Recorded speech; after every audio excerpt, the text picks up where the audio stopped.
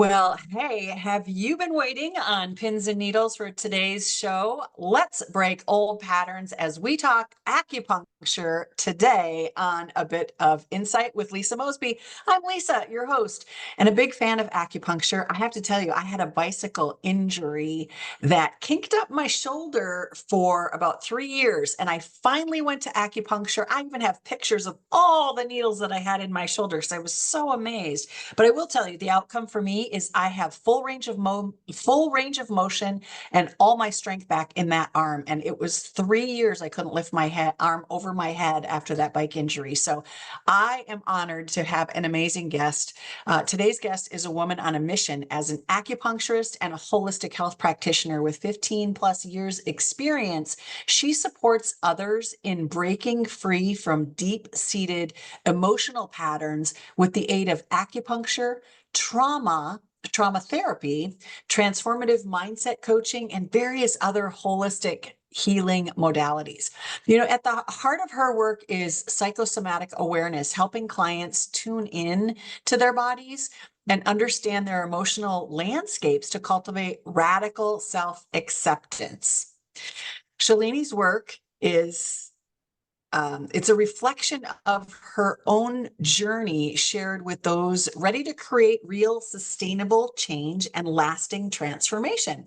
So let's talk about embracing wholeness, the healing journey through the mind, the body, and the spirit. Please welcome Shalini Iyengar. And please correct my name, your first name again. You want to say that for the audience to make sure that they have it right, even if I don't. Hi, Lisa.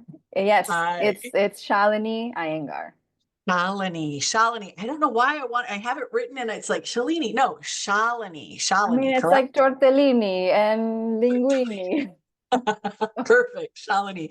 So, and it's such a beautiful name. I hate that I always that I make those mistakes with people's names because it's the most precious sound that we can have. So, but I appreciate you being here and thank you so much. I'm curious what inspired you to pursue a career in acupuncture, and was that first in the order of things? Because sometimes we go in a different direction and then we find what really lands with us. But what was the inspiration behind this journey that you've been on to become a holistic health practitioner?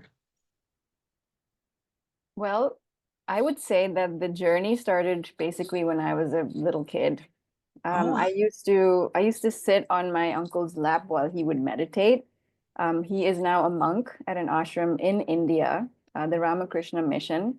So I was 2, 3, and I was exposed to meditation and prayer from such a young age. So it's already been ingrained in that system because, from 0 to 7 is when these habits and behaviors are ingrained in kids. yeah. So from then on, somehow I always knew I wanted to be a doctor. And the way that it started was actually with physical therapy. My dad was in a really bad car accident, and I used to take him to physical therapy. And I saw firsthand the change that he was experiencing through rehab. And my mind was blown. And so that really decided my career path. And I knew that acupuncture or Ayurveda or homeopathic medicine, all of that would come after. But I really wanted to get a strong, solid foundation in, I guess, basic sciences, Western sciences, before delving into the other realm. Okay. Yeah. I find that many healers, people who are in the wellness field, it's out of an experience. Like they have a sick brother, in your case, your father. In my case, it was a husband who was ill. And yeah, so that's it's always interesting. There's that piece that seems to connect folks, that draws our heart into serving those people when we have those experiences. Can you share a transformative experience that maybe highlighted the power of integrating acupuncture specifically with trauma therapy and mindset coaching, tying all three of those modalities that you do, tie them together? Is there an experience? I know you get to work with your father, but later in life, as you've pulled in all of this other training, how do you tie it together? Such a great question. And I mean, I've had little blips where I have seen how everything is connected, but on a day-to-day basis, you kind of forget. So I guess a transformative moment would be my own. Ah, Yeah, it would be my own because if you look at the timeline, the trajectory that I've walked, it's been basically from this physical earth matter, the body, mhm. diving from the body and then going deeper and deeper and deeper to the deeper layers. So from physical therapy and then to acupuncture, which is energy medicine, it combines physical, but it also combines the energetic layer. And then from there, diving into the mental and emotional aspect when it comes to beliefs and thought systems. So I guess following that trajectory, my transformation um, has has been the one that really pops out because there's been so much trauma throughout childhood, and I don't mean like big crazy trauma. It's all these micro traumas that we all experience being humans on Earth. And when you have that working in the background, just like all the apps that are open on your phone, it's taking up your battery power. It's taking up a lot of space and a lot of energy from your life force. And so once you start closing all those or rewriting them, and I'm talking about trauma, you realize you get closer and closer to your core. And that's been the evolution of my journey. So you start at the surface level and you see, what you see is what you get. And then as you go deeper through the layers, you get down to the core of, okay, wait, why am I actually here? What is the purpose? What is my mission? Uh, so it started with physical therapy, but now it's more, I'm here to be me. I'm here to enjoy life and experience all the things that bring me joy. And being the invitation for other people to do the same because we get to enjoy our lives here on earth. It's just like a blink of an eye that we're here. So, you know, that's really the message that I want to that I want to share with people is do what lights you up, do what brings you the most joy, and you'll start seeing things shift no matter what. So Close those that apps. Yeah, I love that analogy where you say close those apps to get your energy back. Because when our energy is being sucked and depleted out of our body, out of our temples, it's really hard to do what you love and what brings you joy because you're exhausted all the time and you just need rest and you're just coping to get through the days. So as you start to close those apps, if you will, close those traumas, discover them, release them from your cells, release them from yeah. your body, you become a new person. You become energized and full of grace and gratitude and love and joy for life. There's a concept that you talk about called psychosomatic awareness. Now, I would love it if you could explain that in layman's terms so we understand what does that mean and why is that a crucial part of the healing process? Okay. So it's actually very simple. Psycho, psycho has to do with the brain. So it relates to psychology. So anything that has to do with your mental patterns, your belief systems, basically the way that your mind works. Are you a worrier? Are you an overthinker? Do you think of the worst case scenario all the time? It really taps into the state of your psyche. So that's the psycho part of this word. And then somatic, soma is the body. So you're basically integrating psychology and the somatic aspect of your body. So it's body and mind. So psychosomatic awareness is tapping into this larger picture of who am I? How is my brain working? What are my thoughts? Becoming aware of your thoughts and then seeing the connection that it has with your body. So when you think of a thought, for example, you're standing in line at the DMV and you are really I know that's the first example that came up. You're standing in line at the DMV and you're just looking at your clock, your watch, and you're thinking, how long is this taking? I mean, this is taking forever. And you just start going into that mental uh that mental chaos of, okay, I have this and this and this and this to do today. I'm not going to get it done. It's basically a downward spiral, and it's all created by your thoughts. And now, if we were just our minds, great. But the thing is, we have a body attached to our minds, to our brains. So what happens is when you're thinking those thoughts, you start noticing sensations in your body. You start to panic. You start to get overwhelmed. You start feeling the stress in your shoulders. You start noticing you're clenching your jaw more, and you're like your fists, you're making fists with your hands. So those thoughts are creating a direct connection with your body, and your body is basically performing based on those thoughts. So Yeah, that's it's a direct, psychosomatic awareness. yeah. That's not just a direct connection, it's a direct stressor, is what I'm hearing you say. Like our thoughts control whether we are experiencing joy and peace and relaxation in our body versus if we're experiencing stress in our body. I recently downloaded an app that has somatic exercises in there, and I've referred a couple of my clients to a physical therapist who does somatic exercises. And it's fascinating. Which comes first? Is it the thought to the body, or I find that some of the folks that I had referred were having difficulty. They had an issue with their gait and how they were walking after a long time in a wheelchair, but was able to heal and get out of the wheelchair. So, the somatic exercises try to release that trapped emotion and the trauma that's in the body. Mhm. Um, so it's like, but the way that you're explaining it is it's the brain first. All of this emotions and the thoughts and the trauma, it starts in the brain and then ends up in the body, and then we can work that out using somatic exercises. Do I have that right? Or can we get the stuff in the body and then we have to use the mind to help get it out? Is it interchangeable? Weird question, It's but it makes sense. It's definitely okay. interchangeable. Um, Okay.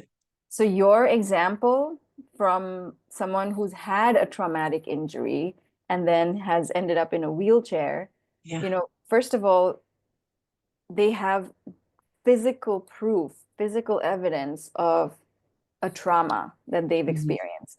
So the natural inclination is, okay, let's work on the body. Let's create movement where there is a lack of movement. Let's increase range of motion, et cetera, et cetera. So Mhm. now what that is doing is it's going from the body up, Yeah. which also works because when you train your body, you're training your mind at the same time. So now to get the full picture is to also include psychosomatic therapy, to Mhm. include talk therapy, maybe some trauma release techniques like EMDR. Uh, so all of this, why? Because in the brain, you create stories, you create patterns. The reason I keep bringing up patterns is because there's a way that your nervous system is wired from a very, very young age. So if you grew up with parents who tell you you can't do something, if you grew up with teachers that mirror the same thing, like, oh, you're good for nothing, you can't do it. If that was the case for this person in the wheelchair, that is that's the programming that that person has to work with.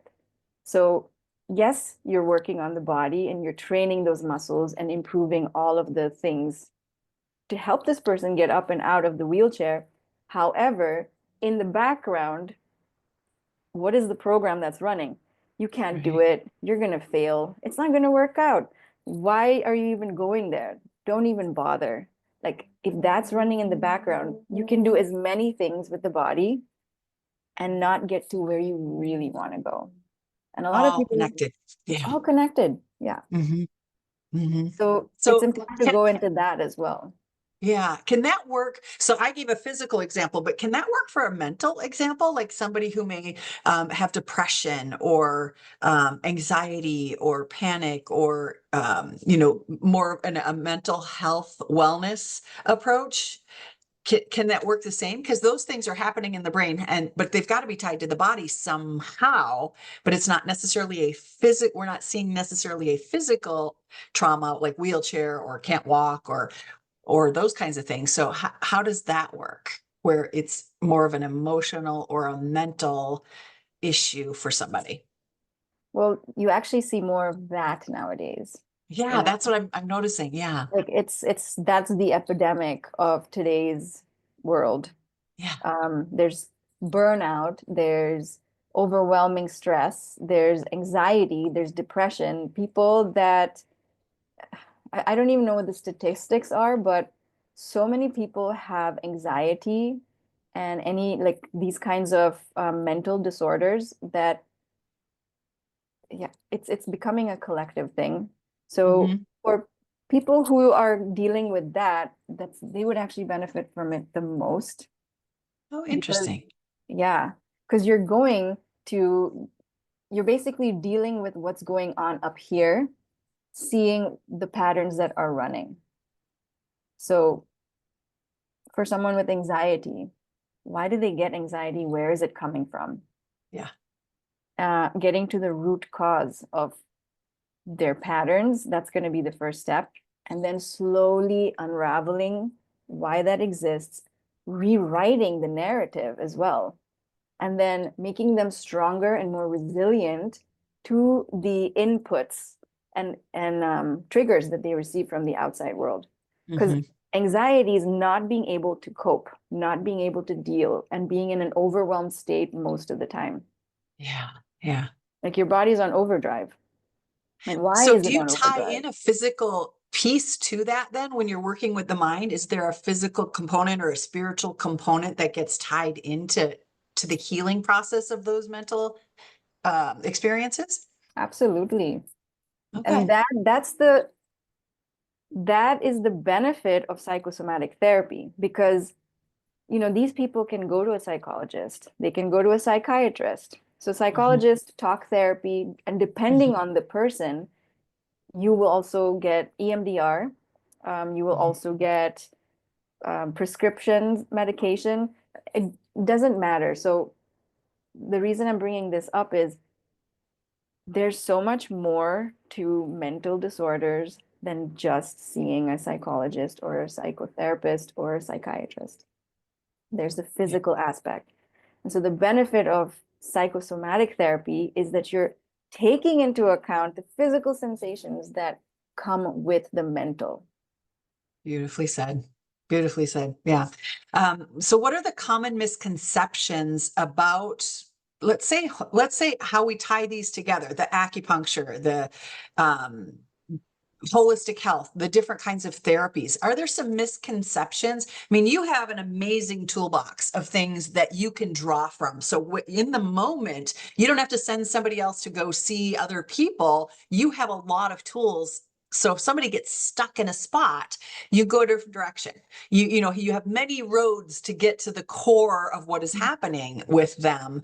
But are there common misconceptions about holistic health? When people hear that, it's not a medical doctor. It's not like, how can you help me? You're trained in all these, I'm going to use the word woo woo Woo-woo. sciences. So like, let's address some of those misconceptions because it's not woo woo science. This is, long been around for many, many, many, many, many, many years, thousands of years. This type of modality has been around. It's modern medicine that is modern. It's new. It's a newer approach with pharmaceuticals and even physical therapy. There were physical therapists back in the day and working on the body as well as the mind. So let's go to those misconceptions. Sorry, I'm going to stop a question right there. So one of the first misconceptions that I see all the time is it's not Western medicine. So how are you going to treat it? You know, the misconception is that Western medicine is the gold standard and holistic healing I don't even know where it ranks compared to Western medicine. That is the misconception. What people need to realize is, like you said, holistic healing has been around for thousands of years. It is the original medicine. Mhm. It provides a blueprint for us as humans to be able to live on Earth. And it doesn't include just the pharmaceuticals. It doesn't include just the invasive therapies. It includes holistic lifestyle. Holistic lifestyle. How do you say that? Um, Like holistic living. Yeah. yeah, exactly. It includes holistic living. Like, how do you live to survive on Earth? Those are the basics, those are the foundations. And the reason the misconception even exists is because people don't know what the basics are. So, The water, the environment, getting outside and sun in your air, moving sleep, your body, breathing exercises to get oxygen into your cells. Like that's holistic living. And, yes, at least from where I come from, we do share that in common. yes, we do. Hmm. So, holistic living are, like you said, are the basics, and Yeah. people don't even know what the basics are. So, yes, misconception is putting all the power in Western medicine and not even looking at the other options. Another misconception is that I go to the doctor, I get a prescription, I take it, and then whatever symptom I have goes away. Now, I go to a holistic health practitioner. They ask me all these unrelated questions, and they say it's not a one-time thing. Like, it's not a quick fix. No. So, misconception is, I would rather go for the quick fix because that's the culture that we're in, versus, hey, let's unravel what is going on with you. Let's see where all of it is coming from. Let's see how all domains of your life are being affected by this issue. And let's help you heal that step by step, which is a longer approach, but it is the more permanent approach. So It's the the mis approach that brings you back to peace versus taking a quick Band-Aid. approach and having side effects from that because speed doesn't necessarily resolve Yeah, things. it's quality over quantity. Yeah.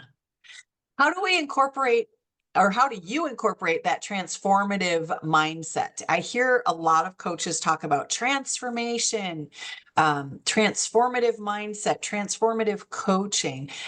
What is that, and how does that fit into a wellness plan, a treatment plan, a wellness plan? So remember in the beginning where I would talk about mental patterns and the ways that you think and belief systems. So we all have those based on how we were raised and all the experiences that we've had in life. So with transformative mindset coaching, you're basically utilizing what you have come, what you have been brought up with, and using it to your advantage. So basically creating a whole new way to see what you are, who you are, and then using that to your advantage. So it's a different perspective. You're basically putting on a different lens to view your issues. So an example would be someone comes in with like injuries that keep happening on the left side. Really, really odd example, but I just had someone come in with that exact issue. So they came in with knee pain, and then years ago they had shoulder pain, like all these things that were happening on the left side. So from a holistic lens, you're clearly seeing, wait, there's an imbalance. What is your right side doing too much of, or what is it not doing enough of, versus your left? And then in Chinese medicine, there's the right and left, yin and yang. One side is the father, one side is the mother, which is masculine and feminine. So it's all about bringing it back into balance and reframing. So transformative mindset coaching is reframing everything in your life so that it works for you. Because everything that happens to you which is the common misconception that, oh, things are happening to me, being a victim. But in essence, it's actually things are always happening for you. They are alarm signals, they are wake-up calls, and they're creating an opportunity for you to heal and to be at peace. So that is transformative mindset coaching. Yeah, I use that a lot. Things are happening for me. Things are happening for me. The other example that comes to mind, and by the way, that was me. It was left shoulder, left knee, left hip. Yeah. So it's, but I wasn't the one that came in, folks. But it's funny that you pulled that example out as a reminder for me that, wow, we're getting into balance because all that stuff has disappeared, through acupuncture and EMDR and tapping and massage and all of those different holistic therapies coming together. I went one route and tried to get it fixed over here, with some medicine and anti-inflammatories and such. And that's not what actually worked. It was addressing the whole mind, body, spirit, and working in that realm of wellness therapy. The other example that comes to mind for me, it just popped the word, oh my gosh, now it's gone again. I was thinking about children who are left at home when mom and dad are working, and they have to fend for themselves after school. Maybe they have to make their own food and, be self-motivated and get their homework done. And I had a client who was sharing that with me, and it was like that happened to me, and it was such a bad thing. And then as we started to reframe it, it came around to, well, I'm resilient. I am resourceful because I had to figure it out on my own. I am great at puzzles. So when you say things are working for me, that's exactly what happened once we reframed it in her mindset that, you weren't left alone and abandoned and, look, all the negative, I can't even think of the negative experiences that came from that feeling, what she had built up in her head as negative experiences. But when we started to actually break it down, and, I loved your example of closing the apps, but I use peel the onion. Like we peeled the onion one layer at a time. It was like, this is what you're currently feeling, but let's get to the core of it. Let's get to the core of what it is that experience was all about. And when she was able to get into that mindset of, yes, I am resilient and I'm resourceful and I'm a puzzle, I can fix puzzles, I can figure things out because I had to do it. And that was the gift, the blessing that came out of that experience. So beautiful. That's a beautiful way to tie all of that mind, body, and spirit together. So I'm going to throw this one out. What role does radical self-acceptance play, in your clients' journeys? Do you teach that? There's a great podcast about radical acceptance, self-acceptance, and I listened to it for a long time. Name of the host on that is escaping me at the moment, but I love that you work with radical radical self-acceptance, that's part of your modality. So can you maybe share how you facilitate that process with your clients? Hmm. I mean, just you saying radical self-acceptance just lights all these things up in my body because it's accepting all parts of you, accepting that you are a whole human being in this moment, in every moment, and that it's always there. It's always there for you to like beep, tap into. So when someone comes to me and they are basically, we're doing the intake and they're sharing what's going on, once they are on the table and we're starting, one thing I say pretty often is call all parts of you home. And most people have never heard that, but somehow they know exactly what to do. Call all parts of you home right now.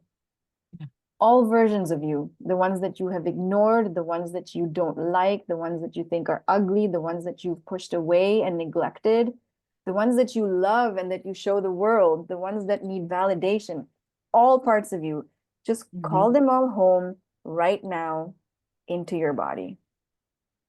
And so that's radical self-acceptance, is being able to face the parts of you that you dislike, that society has deemed unfit for love, You know, the Yeah. parts of you that are not enough, the parts of you that are unlovable.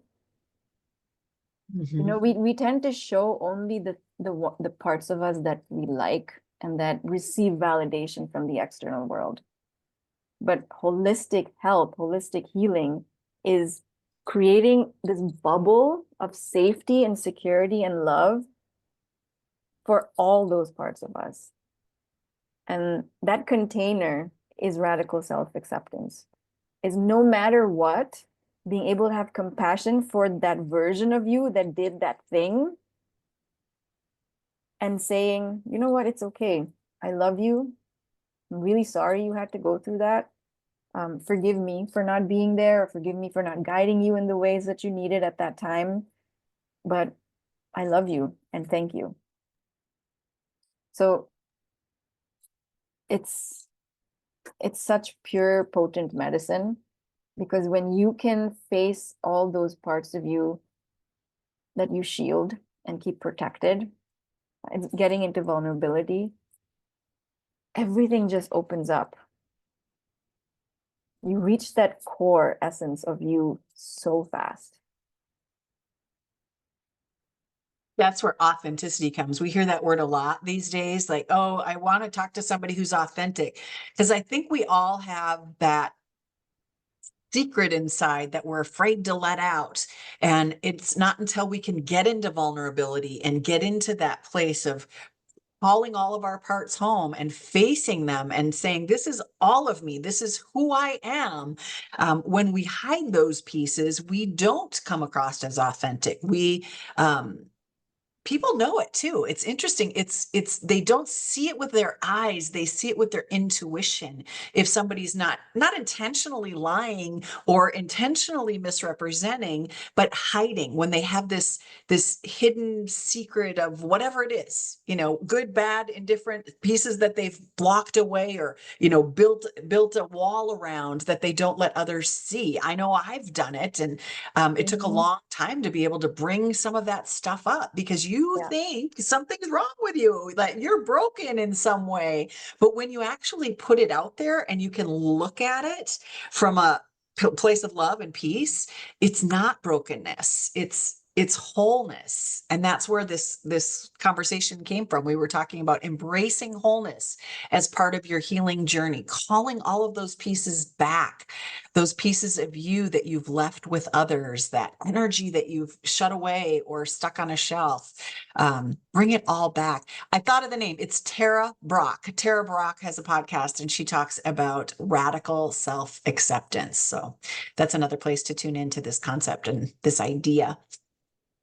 A couple more questions. We're wrapping up here, but can you share some daily practices or rituals, things that people might be able to do at home or think about doing at home that help support psychosomatic awareness and their overall well-being? Mm. Yeah, I mean, there's so many that come to mind, and then my goal is to keep it as simple as possible so Yeah. that it's not an overwhelming thing to add to the list of, oh, now see, I need to do this as well. Yeah.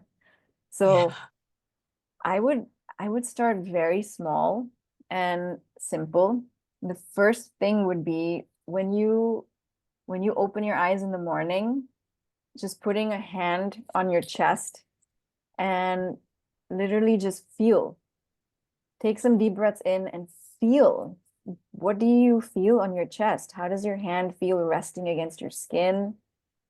Do you notice the rise and the fall of your chest? Do you notice the beating of your heart underneath your hand?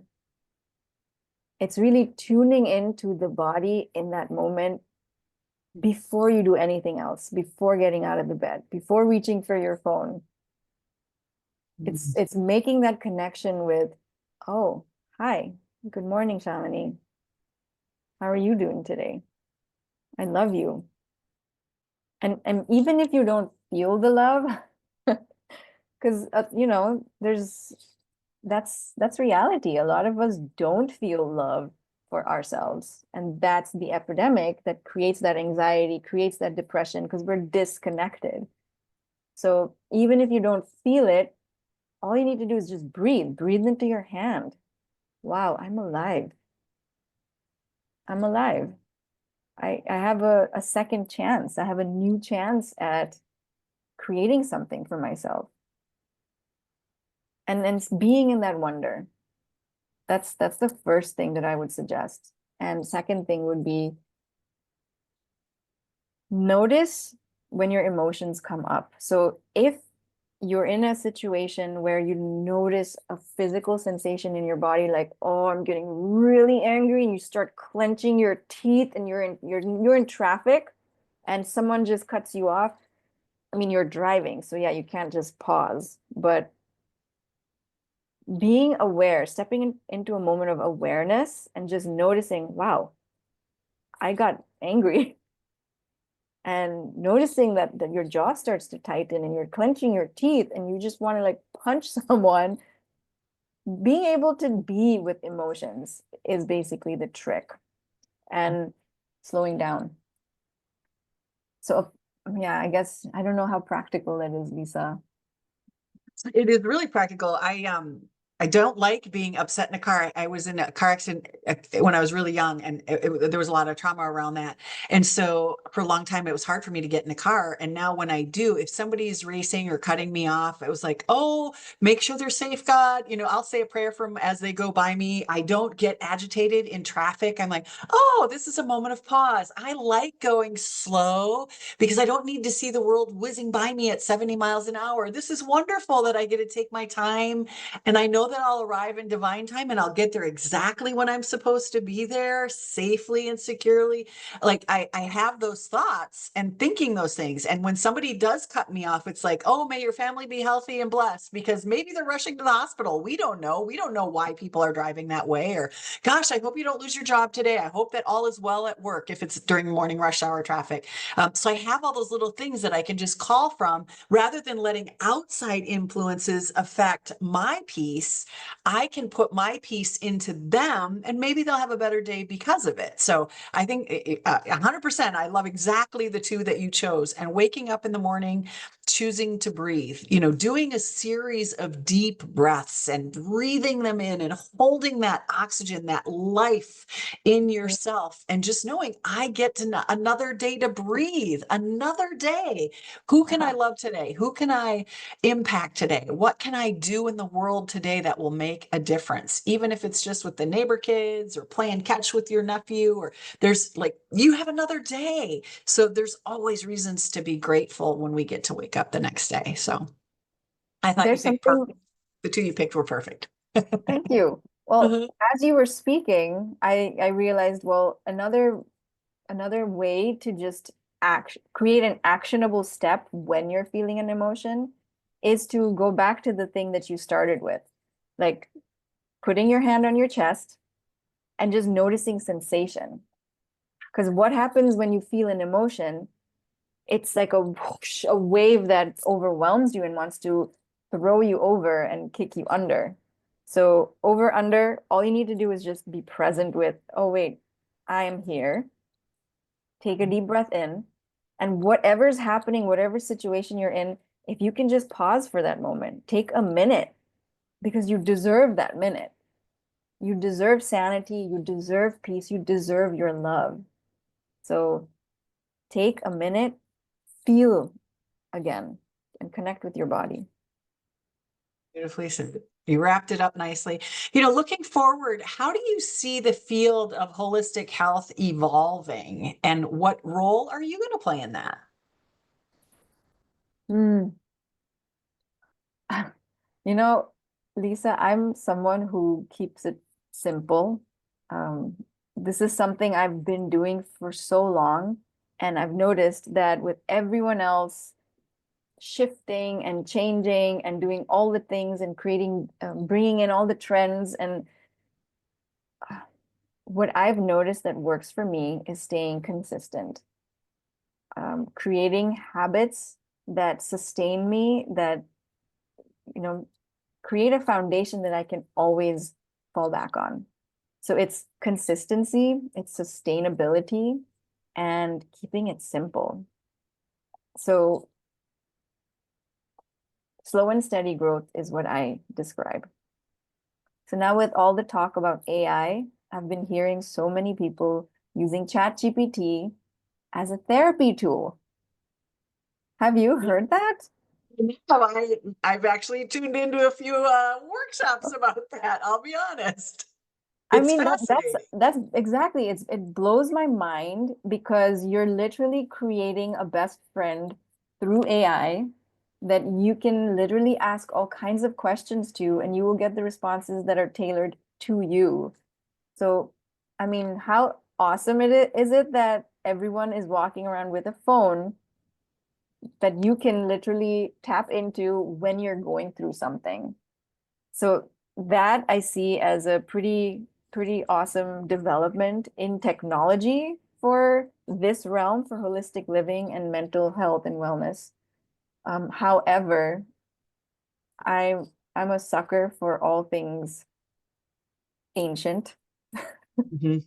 I And the mean, touch, talking to mhm. by the way, my chat GPT's name is Clara Hart. So she gives me clarity from the heart. That's why her name is Clara Hart. So I talk to her, hey Clara, this is what I need today. So but you still need the physical. Mhm. I am a nomad. I live in Airbnbs. I am online a lot. And I used to do 7 or 8 live in-person networking meetings, having a chance to shake someone's hand, seeing an old friend and giving them a hug. Now I'm bouncing around from city to city or country to country and here and I live here.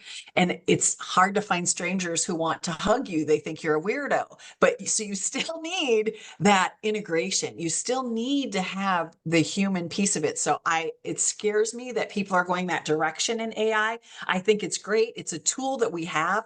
And we need to use it as a tool, just what it is, a tool. It is not replacing the human touch. It's not replacing the human action, the conversation. Because ChatGPT can only answer the prompts we give it. Humans can hear between the lines also and give us different perspectives in a different way. And I think we need to not lose touch of that human interaction. We are humans after all. We are not technology yet. Who knows if that's going to happen in a few years, but we are literally like these carbon-based physical beings, and we still have hormones. We still have oxytocin that gets produced in our system when we have a hug from someone that we love, or even a stranger. Like there's so much research that's been done that hugging a stranger also releases the same hormones. So it doesn't matter who you're hugging or who you're talking to or who you're touching. It can be a pet, a stranger, Yeah. whatever. It doesn't matter. But I love that you brought it back to touch because that's the human experience that we cannot get from AI. Yeah. So tell us about, I know that you're looking to collaborate with some folks around the world, bringing people to your neck of the woods. I want you to talk about that for a minute, like talk about retreats and collaborating and bringing people to you, and then we'll wrap this up. Awesome. So just like seeing clients here one-on-one, I noticed that there's this deep, like fiery urge to expand and be able to offer this in group settings. I've done a lot of group work and it's been successful. And I see that there's an added level that is created when you're with others experiencing a similar journey. So, like-minded folks being in a safe container where you can be vulnerable, where you can share what's coming up and be held and heard and seen and acknowledged, that's that's just priceless. And I do see myself moving into that direction, collaborating with people who can supplement and complement what I do because I know I can't do it alone. And it's about being part of a team. It's about being with people who can support your initiative and you support theirs at the same time. So retreats are something that I've been wanting to do for years. So that's in the books for this year. Beautiful. Yeah. So if you're listening and you're a health and wellness coach or somebody who has thought about doing a retreat but didn't want to coordinate it all with you, all by yourself, I mean, Mhm. if you're looking to collaborate with other wellness folks and you would like to go to Curacao where's that at again? It's right off the coast of Venezuela. Give people perspective of where they can find you. Yeah, so like the upper border of South America, the piece that is the highest is Venezuela. And there are three islands, part of the Dutch Caribbean, and the island that I'm on is Curacao. And Curacao is considered a wellness destination, and the land here is absolutely breathtaking, magical, and absolutely healing. So, And I've been there, so I can speak to that. Yes, it is. Yes, yeah. yes, it is. So if you want to bring your team, if you have just a group of ladies that you Mhm. would like to go have a wellness experience, retreat, vacation, I encourage you to actually reach out and get that scheduled. Have the conversation to see if there's something that you can put together with Shalini. She would be checking an Absolutely. item off of her 2025 bucket list, heart-centered bucket list that she would like to experience. And there may be an opportunity for you guys to collaborate. So think about it and reach out to her. All of her contact information is in the notes for the show. And come on back next week. Thanks for sticking with us, for sticking around, listening in. And Shalini, thank you so much for being with me. This has been an amazing Yeah. conversation and a wonderful journey. Thank you, Lisa, You're for welcome. for setting this up and for having me on your show. My I really pleasure. My enjoyed it. pleasure. If you guys need any help building your business, I'm actually launching a social media build your brand 30-day course. It starts today, so you missed this one, but we'll have another one. But reach out and let me know that you're interested in doing something like that for your business. If you're an entrepreneur in the wellness field, we'd like to see more of you online. We'd like to see you connect with more people. The people of the world need you, need your services. And if I can be a part of that journey for you and help you get started, feel free to go to my website at lisamosby.com and book an appointment with me, book a time with me to chat about it. Shalini, where can people find you? Currently, I have Instagram, so they can find me through Instagram. I have two handles, which are Herbology Lifestyle and Yogini Uncovered. So Beautiful. just send me a message through there and obviously through email. And that information will again be in the show notes to connect with her. All right, everybody, make it a great week and come on back. We'd love to see you.